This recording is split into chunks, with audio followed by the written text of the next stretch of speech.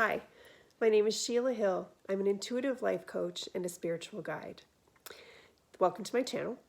Today's video is something that I go through, a teaching that I go through with almost every single one of my one-on-one sessions, because it's really about setting the foundation of self-understanding, the various aspects of you that from everything from what you are innately to who you think you are.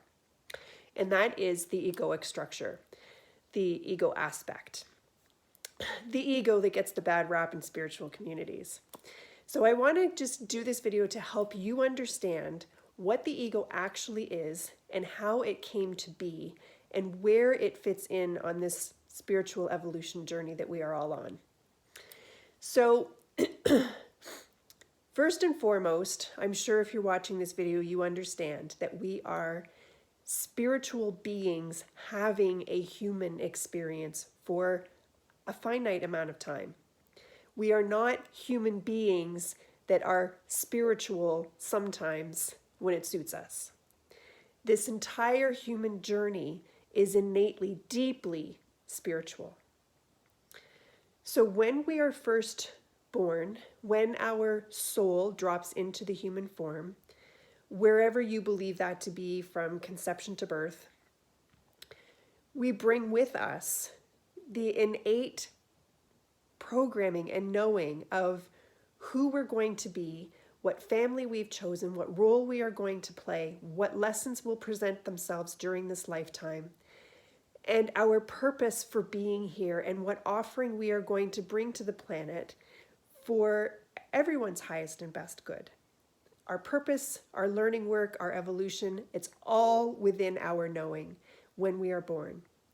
And from the ages of 0 to about 5 to 7 years old, we are the most divine little package in a human body that one can possibly be.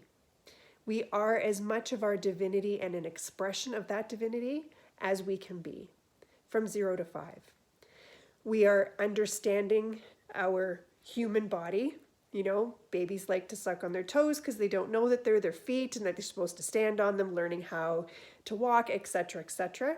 So the exploration piece is, ooh, I'm in a human form. I need to figure this out.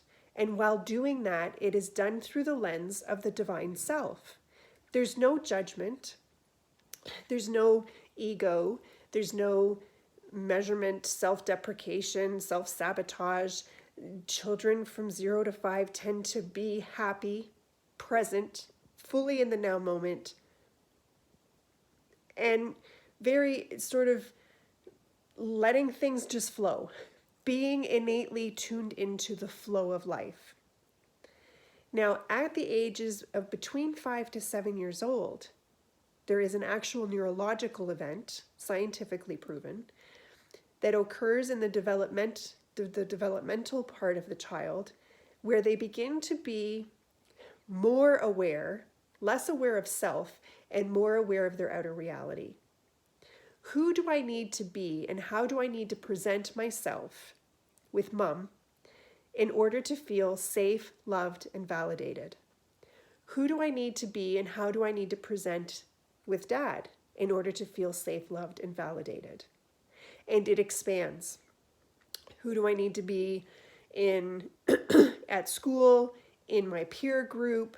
How do I need to show up with any other authority figures that I see as being an authority over me and have domain over my sense of self, well-being, validation, love, and safety?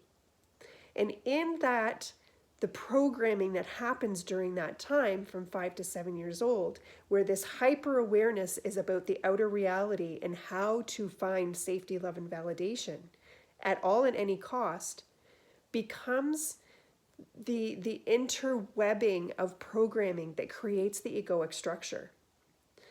So the ego is actually created initially by the 5-year-old self. As life then evolves from there, the navigation of the outer reality is then made based on the initial foundational piece that was decided on when you were 5, on who you need to be in the world and how things work out for you based on how you show up. So, in essence, whenever it is, at whatever age you are in your human journey, that you come to this doorway where you are about to embark on a deeper level of personal inner understanding, doing your inner work, you are actually beginning to understand that your whole life has been based on decisions made and created based on the 5-year-old self. The divine self, 0 to 5, the soul self, the magical little that I call it, has been completely abandoned. The egoic structure has built and built and built layer upon layer upon layer through life experiences until you reach the stage that you are now, and the age that you are now, where you are now examining what identity, beliefs, behavior programs, what does this egoic structure have going on, and what is actually serving you and what is not serving you? How far away from your divine self has your ego taken you? Now you see, the ego is our humanness. It is your identity. It's your name. It's your belief system. It's how you show up. It's who you believe yourself to be when you operate in the world. But it is not your truth. It is an aspect of you. If you would like a visualization, the concept of the Russian dolls, you know, the doll inside the doll inside the doll, is a really good visual to help you understand this concept. The outer doll is how you present in the world. It's your name, it's your beliefs, it's how you navigate your outer reality, your relationships and everything. The doll just beneath the outer shell would then be maybe an aspect of you, still tainted by ego, that you maybe show your partner, your children, your best friend, your parents maybe. Those are the people that get to see you in a more vulnerable and transparent space.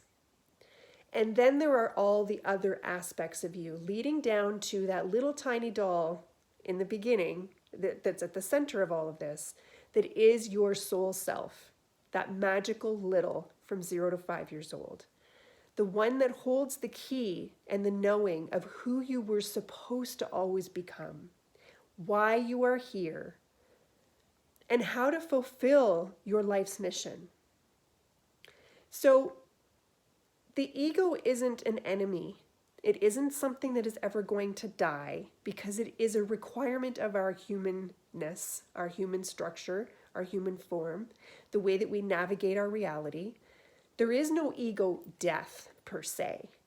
What there is the ego beginning to understand that it doesn't have to hold on so tight, that there are other aspects of you, your soul self, your divine heart, the sacredness of your innate being, that also are worthy and deserving of expression, airtime, a voice. It's about bringing the egoic structure into balance. And in order to do this work when you're first starting out, you really need to understand your ego. That is typically in my personal one-on-one sessions where I go most often with my clients, is let's have a really good look at your ego. Who does your ego think you are? How is it hardwired to show up in the world? What programming did it take on?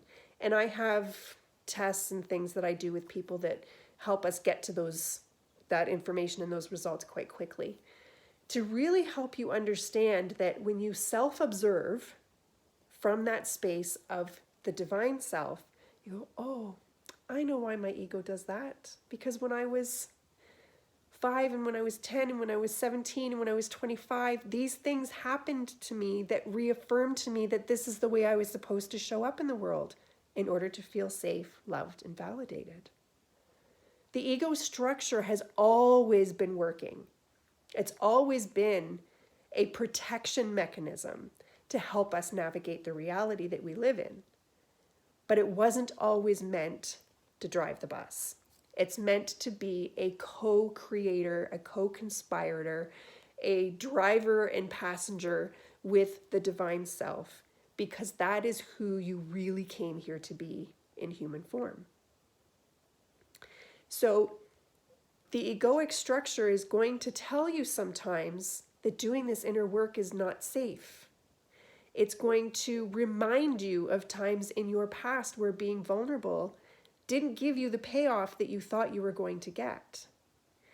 It will always remind you of memories or give you physical feelings within the body when you are stepping outside of the perceived comfort zone or out of your box, so to speak. Why that's not a good idea. It doesn't make it true. It just is an aspect of you that is trained to keep you small, keep you safe, keep your life predictable, that is speaking louder than any other voice.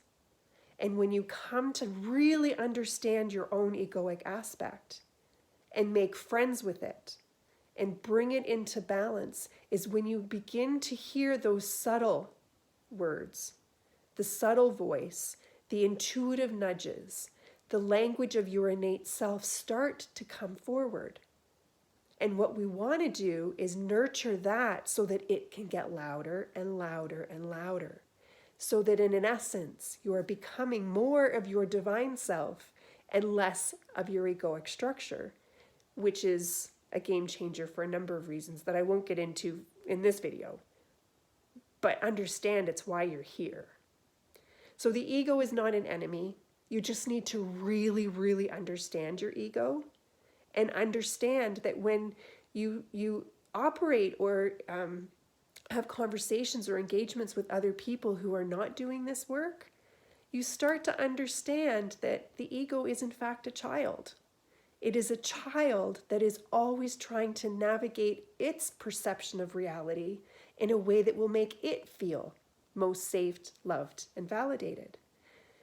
So this understanding of this entire concept is not only just for you and your inner work, which must always come first, but it also gives you a new lens of understanding that will allow you to maybe hold a little more compassion for others that perhaps haven't come to the doorway of doing the inner work yet, that their egoic structure is just a child, and that they are just trying to navigate their reality in the best way that they know how from what they view as being the achievement of safety, love, validation. So I hope that this helps you on your journey. If you feel that you want to do more of this work on a more deeper level, then please contact me. Feel free to ask questions in the comments below. Until next time, bye for now.